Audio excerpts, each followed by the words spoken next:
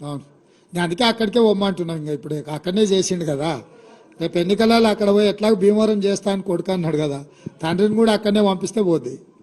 Sir, sir. Sir Navina from the Pioneer. Why are you not questioning center's intention? Rahul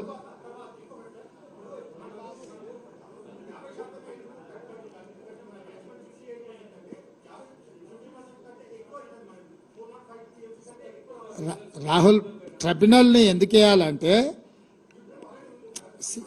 try to understand bus. నువ్వు అడిగిన question నాకు అర్థమైంది, నన్ను చెప్పని, let me complete. ఈ ఏషాలు అన్నీ చూసి కేసీఆర్ పోయి కోర్టులో కేసు వేసిండు, అవునా? ఆ కేసు ఉపసంహరించుకుంటే తప్ప మీతో మాట్లాడనికెళ్ళదని కేంద్ర ప్రభుత్వం అన్నది.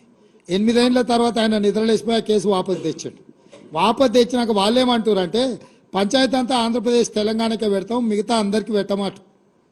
మేమేమంటున్నాం అంటే, మొదటి నుంచి మహారాష్ట్ర, కర్ణాటక, తెలంగాణ, ఆంధ్రప్రదేశ్ నలుగురిని కలిపి నలుగురి కేటాయింపుల మీద చర్చ చేస్తే అప్పుడు సంపూర్ణంగా చర్చ జరుగుతుంది, సంపూర్ణంగా నీటి కేటాయింపులు జరుగుతాయి. ఇప్పుడు నువ్వు చెప్పే పరివాహక ప్రాంతాన్ని బట్టి నీటి కేటాయింపులు ఉన్నాయి కదా, దాని ప్రకారం అంతా చర్చ జరగాలి, కాంప్రహెన్సివ్ డిస్కషన్ జరగాలి, కాంప్రహెన్సివ్గా దీని మీద పోస్ట్ మార్టం చేసి కేటాయింపులు జరపాలనేది మా ఆలోచన. ఇప్పుడు కేంద్రం చేస్తుంది అనేది దాన్ని బట్టి నిర్ణయం జరుగుద్ది. ఏం ప్రభాకర్,